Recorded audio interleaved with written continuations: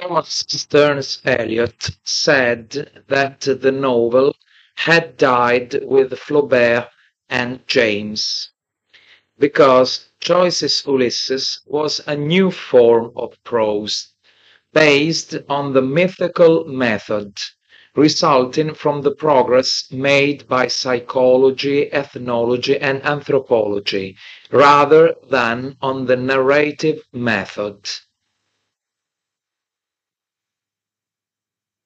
What is the mythical method Joyce uses in his Ulysses? Joyce is able to make a parallel with the Odyssey, with Homer's Odyssey. Homer's myth is used to describe the actions and the people of an ordinary day in Dublin. We are in Dublin. It is June the 16th, 1904.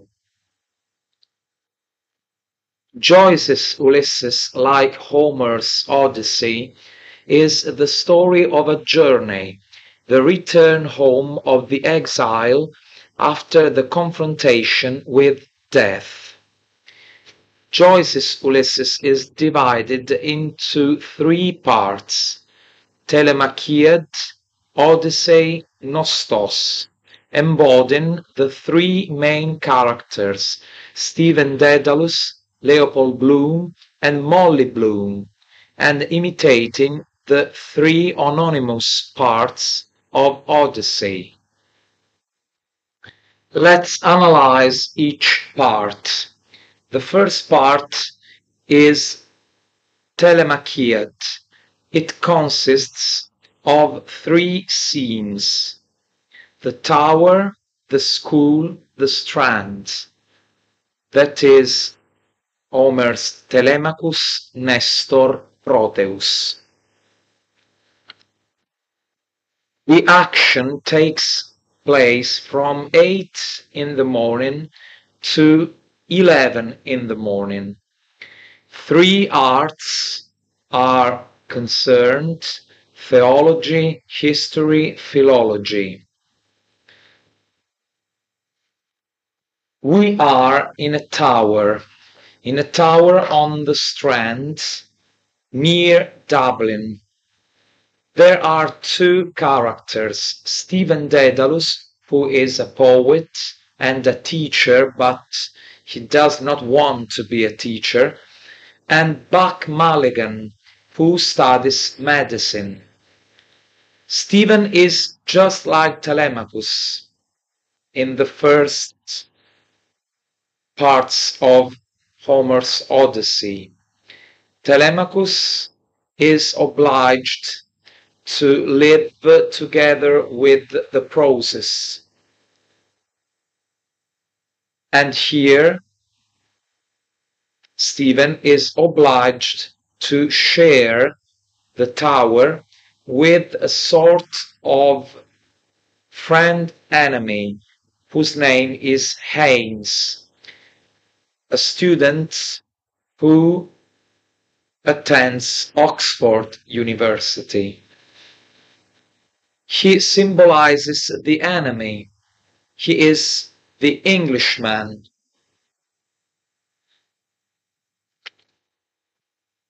Haynes is a negative character, while Buck Mulligan is a double-fold character. In fact, we cannot say immediately if he is a positive or a negative character. Buck reminds Stephen of the terrible way his mother died.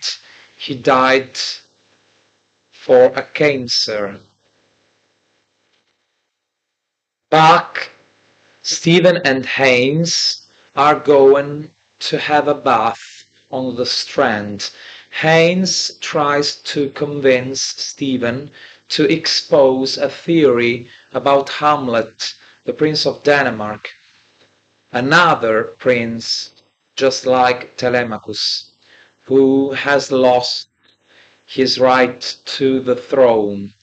But Stephen denies. Stephen does not want to expose his political and religious theory to Haynes. It is a metaphor for the Irish people who do not want to serve the English. It is a sort of non serviam. I will not be a slave. Stephen is an absolutely free character. He refuses to serve England, but at the same time he has strongly denied to follow the Catholic religion. So, in some way or another, he refused both England and Ireland. He is an absolute independent character. The rebel artist is one of the most important themes in Joyce. Stephen is completely disconnected from his family, from his country, from Ireland. But at the same time, he's looking for a father. He has not yet found Leopold Bloom, whose humanity, whose sweetheart will understand and forgive everything. In the second episode, Nestor, or the school, Stephen is at his school and he is teaching history. He is talking about Pyrrhus, another prince who, just like Hamlet and Telemachus, has lost his throne. In Homer's Odyssey, Telemachus starts his journey by visiting Nestor, which is a wise king, the wise king of Pilo. Nestor tells him about how Troia was conquered. While Stephen is questioning a student who is not well, he's not good at school, he is thinking of something else. It's just an example of the stream of consciousness technique. He is paying no attention to what the student is telling him. He's thinking of the East, of Easter lands, so mysterious, so fascinating. But the headmaster calls him and invites him to go to his office. The headmaster, Mr. Deasy, is from Ulster, so he is Protestant. The headmaster is a typically Englishman. He is fond of his country, of England, and of his religion, the Protestant religion. Why did Mr. Daisy call him? Because he wanted to have a letter published on a magazine, and he knows that Stephen Dedalus is also a journalist. Stephen Dedalus will have no problem to have this letter published. But after asking him to have this letter published, he starts talking about the Jew. He is strongly against Jewish people, causing Stephen to hate him, to hate the school and what it represents. When Stephen leaves school, he intends not to go there anymore. The episode so is closed by another denial, that is the young artist, the young man refuses another link in his life, that is the link to his profession, to his teaching activity.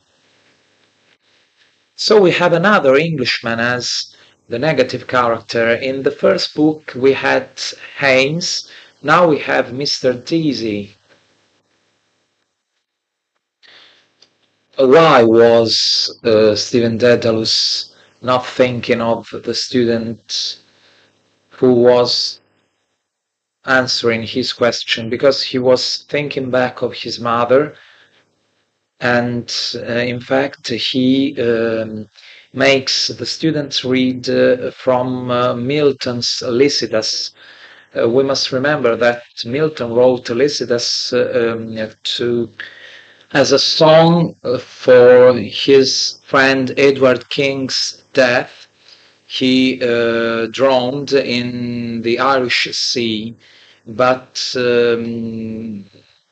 actually Milton was singing his grief for his mother, his own mother's death, just like Stephen had lost his mother.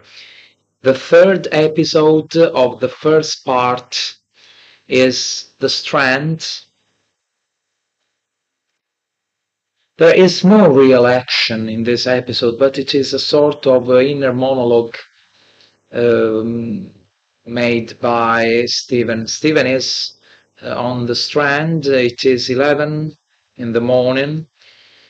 He is feeling the wind. Then he sits and he looks at the sea. He looks at the tower.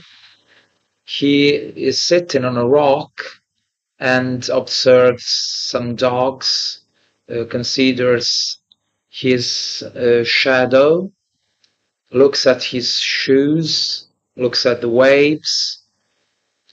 Then he takes a handkerchief and uses it to clean his nose. Then he looks at a boat which is entering the harbor. In this monologue, we have a real portrait of the artist as a young man. This third episode closes the first part of Ulysses, and we can feel that a new figure, a new important figure is being introduced, that is Mr. Bloom. So we are introduced to the second part, Odyssey, which consists of 12 books from Calypso, that is the house, to Circe, that is the brothel. The action takes place from 8 o'clock in the morning till midnight. We are introduced to two other characters, Leopold Bloom and Molly Bloom, his wife. Leopold Bloom works for an advertising agency, while his wife, Molly Bloom, is an opera singer. They live in the north of Dublin, in Eccles Street, number 7. Leopold Bloom is going to prepare breakfast. He goes out to do some shopping, then he comes back home and prepares breakfast for him and for his wife. When he comes back home, he has taken from the mailbox some postcards, some photographs, a postcard from their daughter Millie, who is now 15 years old, and a letter from Mr. Boylan, who is Mrs. Bloom's lover. They have breakfast and they talk for a while. Mr. Bloom is going to go out for a funeral, and he suffers from wearing those clothes in a cold, in a hot day, in a hot June day. So we are taught to know these two characters, Mr. and Mrs. Bloom. Molly is the constant problem for Leopold Bloom. She betrays him, but she always comes back home. Once again, we find some references to the Eastern world. In fact, Mr. Bloom is son to a Jew sailor whose name was Virag, which means bloom. These analogies between Stevens and Leopold's thoughts about land in the east, about a cloud which covers the sun, and above all the fact that the action takes place at the same time, that is early in the morning, makes us think of the following link which will tie up these two characters, that is Stephen and Leopold. After this fourth episode, that is the house, we enter the fifth, which is called the bath, or Lotus Eaters in Homer's Odyssey. Mr. Bloom is going to a funeral, the funeral of one mate of his, Patrick Dignam. While going there, Mr. Bloom meets some friends, for example, Mr. McCoy, who is also married to a singer. They talk about their wives, and they talk about the Ascot Gold Cup, um, um, a horse cup which is going to happen that same day in England. Mr. Bloom is not very interested in talking with Mr. McCoy, but from one of his sentences, Mr. McCoy thinks that he is going to bet on one of the horses, which is called Throwaway. Mr. Bloom is going to write back to his friend Martha Clifford under the nickname of Henry Flower. Flower, like Bloom, is a translation of his real surname. He thinks back of his father, a Jew who moved to Dublin and then committed suicide, and of his son, Rudy, who died when he was 11. From that day, he had not had any sexual relationships with his wife. In the sixth episode, Hades in Homer, the graveyard in Joyce, which reminds us of the episode of Ulysses descending in hell. Mr. Bloom takes part to Patrick Dignam's funeral. He died for alcoholism. He meets some friends, Martin Cunningham, Jack Power, and Simon Dedalus, who is Stephen Dedalus's father. While talking, all these men call one another using their first name, while Leopold Bloom is the only one who is called by his surname. This is a symbol of his not complete integration in that society for being a Jew, and in fact, while walking, Simon Dedalus criticizes Jewish people. Once again, Leopold Bloom is offended as regards his origin, but he still does not find the courage to defend himself and his race. The seventh episode is the newspaper in Homer's Odyssey is called Aeolus.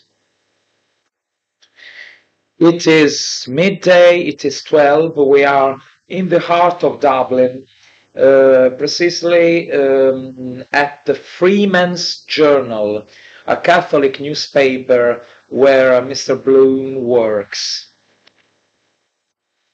We must remember that Mr. Bloom works for an advertising agency, and he is there just to propose a new kind of advertisement. He phones another journal, the Freeman's Journal, just when Stephen Dedalus is presenting his headmaster's letter, Mr. Deasy.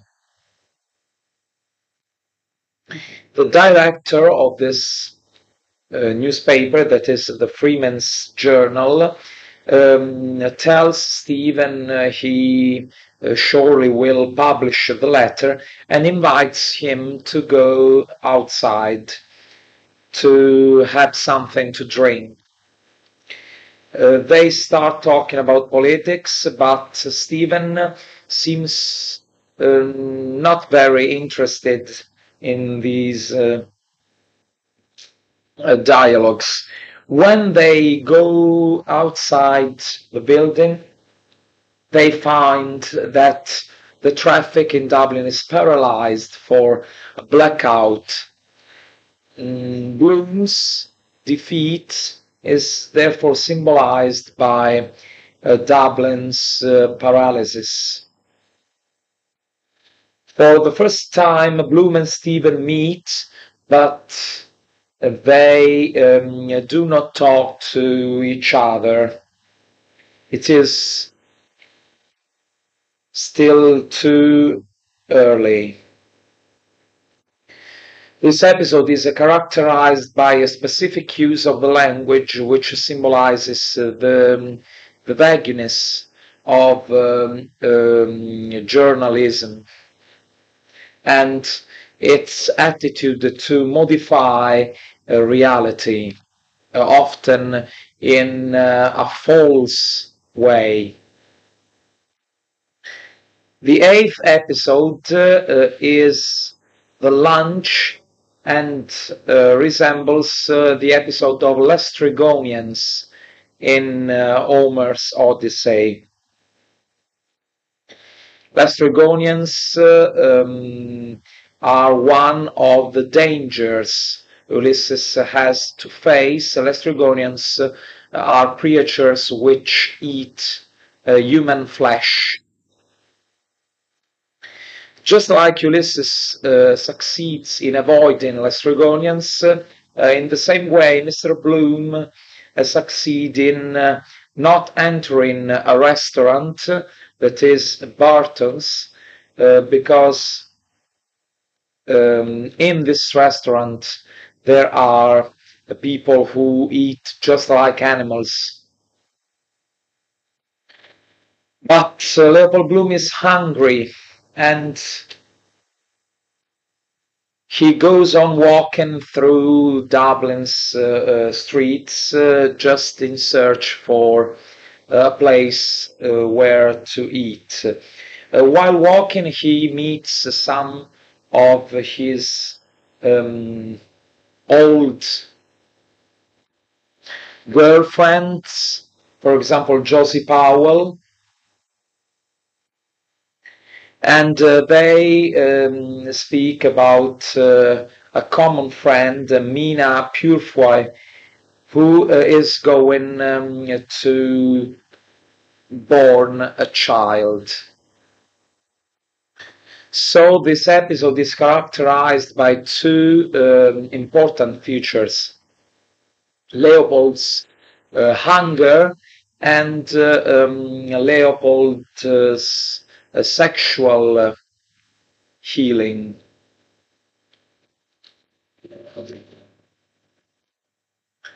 The ninth episode, which in Homer is called Scylla and Charybdis, is here the library. It is 2 in the afternoon. Stephen Dedalus is in the office of the director of the National Library. Stephen is talking to George Russell, one of the most important Irish writers of that time. Stephen is there to present his master's letter even to Mr. Russell, who is the director of the library.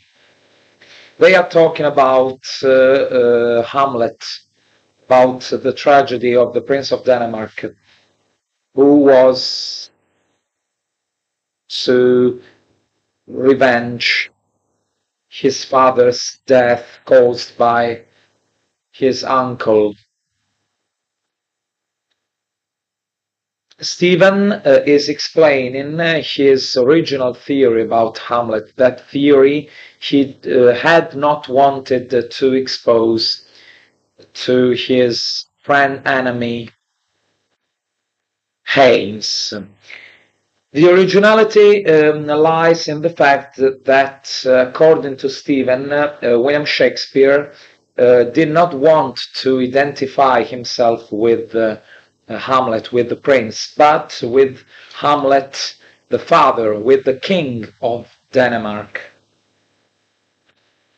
In fact, William Shakespeare was seduced by an older woman, Anne Hathaway, when he was 18 years old, but he was not in love with her. And in fact, when he neglects her, she betrays William with his brother Richard. Therefore, it is quite likely that William Shakespeare identified himself with the Hamlet, the king, and not with Hamlet, the prince. But George Russell does not believe in this theory. Stephen continues to try to convince him. Buck Mulligan enters the room and, as he uses to do, he starts criticizing and lowering the tone of the discussion. They go out the library because Haynes is waiting for them. While walking, Stephen Dedalus and Buck Mulligan meet Leopold Bloom, who says hello to them. Mulligan answers, but then he starts talking with Stephen about him. He criticizes Leopold Bloom for being a Jew and maybe for being a sort of homosexual. For a second time, Stephen meets Leopold Bloom, but nothing happens. In this episode, what we must remark is the figure of the artist. Stephen Dedalus is the artist, and he is proud of his name. He is Stephen, like the first martyr, for religious reasons. But his surname is Daedalus, and Daedalus built the labyrinth. Daedalus's son, Icarus, wanted to fly towards the sun, which is a symbol of the poet's ambition and the denial for every kind of linkage, of relationship with anything. The 10th episode in Homer is called The Wandering Rocks. In Joyce's Ulysses, we have the streets, that is, the labyrinth of the streets. All the characters we have been presented are walking down these streets, but they do not meet. McCoy, Mr. Bloom, Simon Dedalus, that is Stephen's father, Boylan, that is Molly Bloom's lover, they all are walking through the streets of Dublin, even Stephen Dedalus, who meets his sister Dilly. The following episode, Sirens, in Joyce we have the concert room. For the first time, Dublin is presented as a singing city.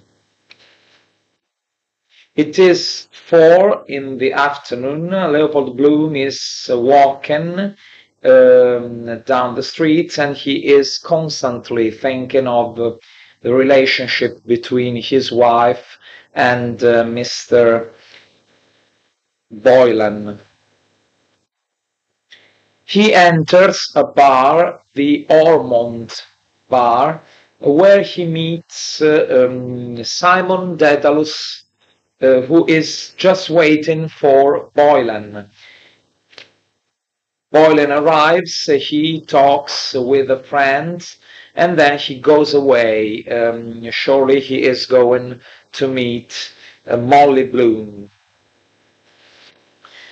Leopold would have liked to follow him, but he could not because he did not succeed in paying for what he had eaten. So he stays longer in the bar,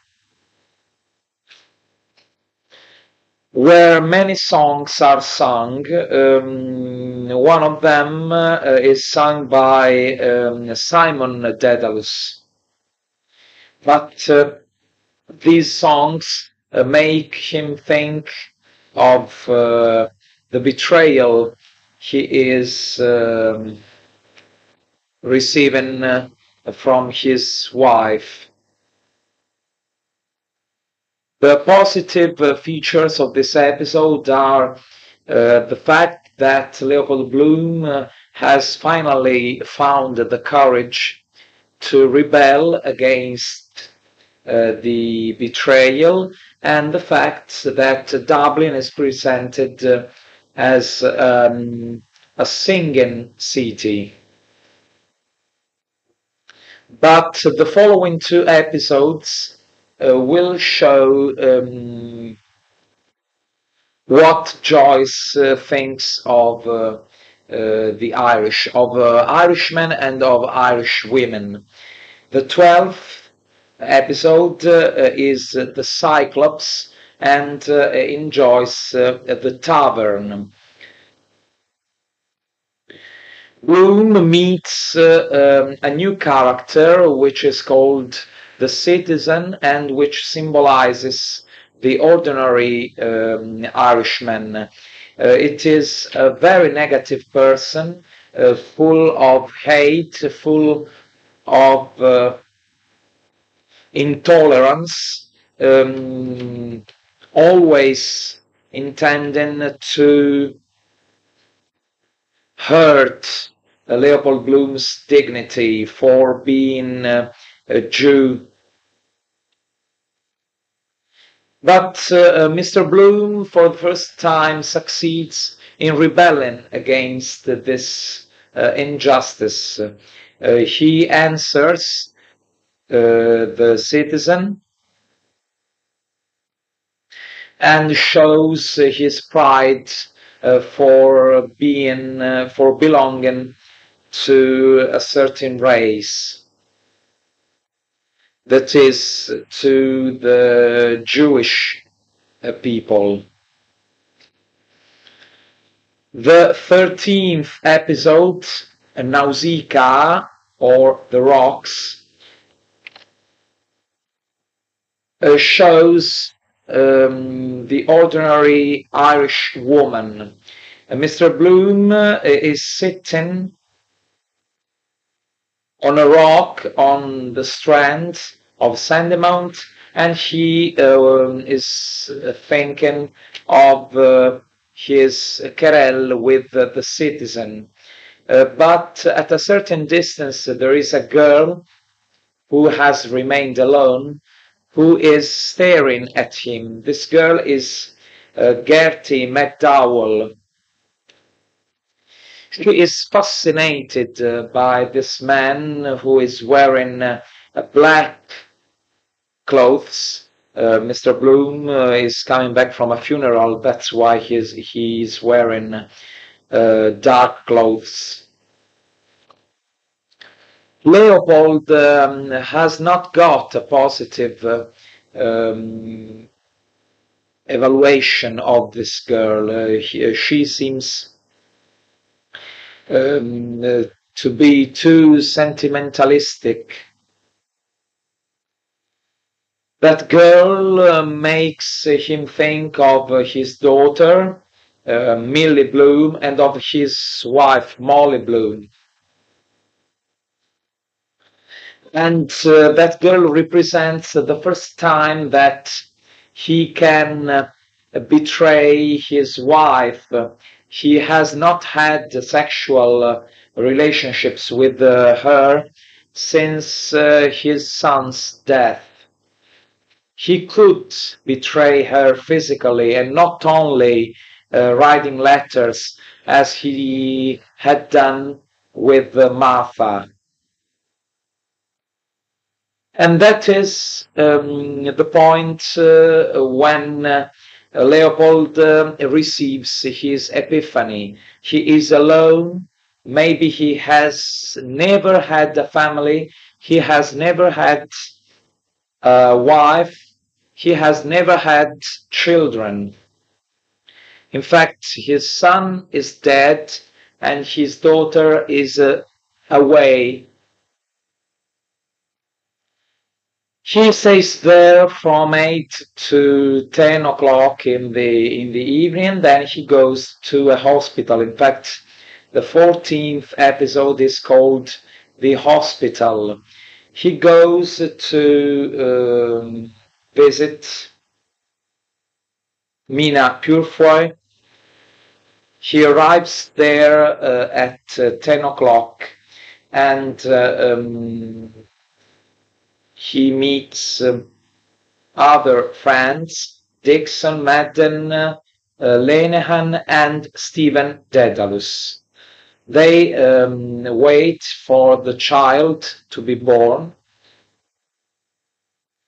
But while they are waiting for the first time, Stephen and Leopold are in contact for a long while.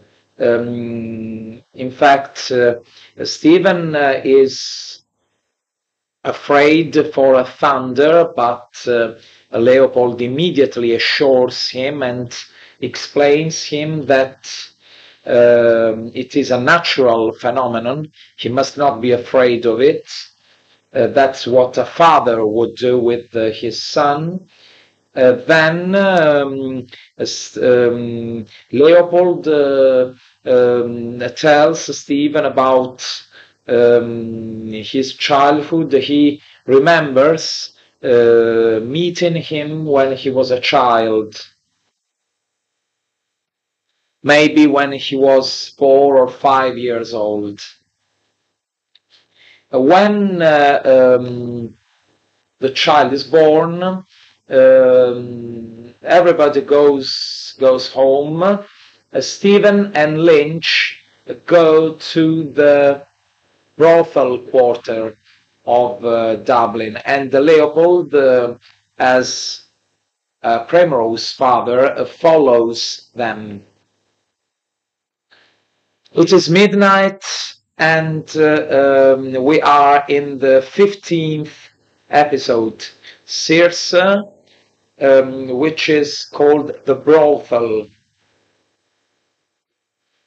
They enter a brothel, but Stephen is a little drunk, so after talking for a while with some of the prostitutes who are in there, he makes a mess. He starts crashing everything which is before him. The prostitutes want to call for the police, but Leopold puts a remedy. He offers to pay for the damage, and they go outside the brothel. But Stephen is not yet well. He is still drunk. And when they meet some English policemen, he offends the English king, Edward VII. They start to fight. Stephen is hurt and lies on the ground. Leopold Bloom succeeds in making peace with the English policeman and tries to reanimate Stephen. When Stephen wakes up, they are ready for the nostos, for the going back home of the last 3 episodes. So we enter the third part of Ulysses, that is nostos. The 16th book is called Eumeus, the shelter. Stephen and Leopold are walking through Dublin streets. They talk about literature, they talk about culture, about religion and politics, but they find out they are quite different from each other. One thing emerges. Maybe Leopold and Stephen may be tied up from a human point of view, but intellectually they are completely opposed to each other. Stephen realizes he cannot accept Leopold as a second father, as a substitute for his father. So they meet but do not find a harmony. The 17th episode is called Ithaca. That is, they arrived home. They arrive in Leopold's house. It is night. It is 2, and they are still talking, trying to find um, something in common, but they do not succeed. They find Molly Bloom sleeping, and Molly Bloom is the main character in the last part of the book, the bed where where Molly Penelope is sleeping. She has not yet fallen asleep. She's thinking back of her life. That is to say, she's thinking back of her man, the man he loved. What strikes us is that every time she thinks back of a past lover, she always prefers her husband. In fact, at a certain time, she decides to permit him to have a sexual relationship with her. In fact, her last thought is when Leopold, for the first time, kissed her, touched her, and in her inner monologue, she always says, yes, yes. And we can say that she says yes to life, to love, to her husband.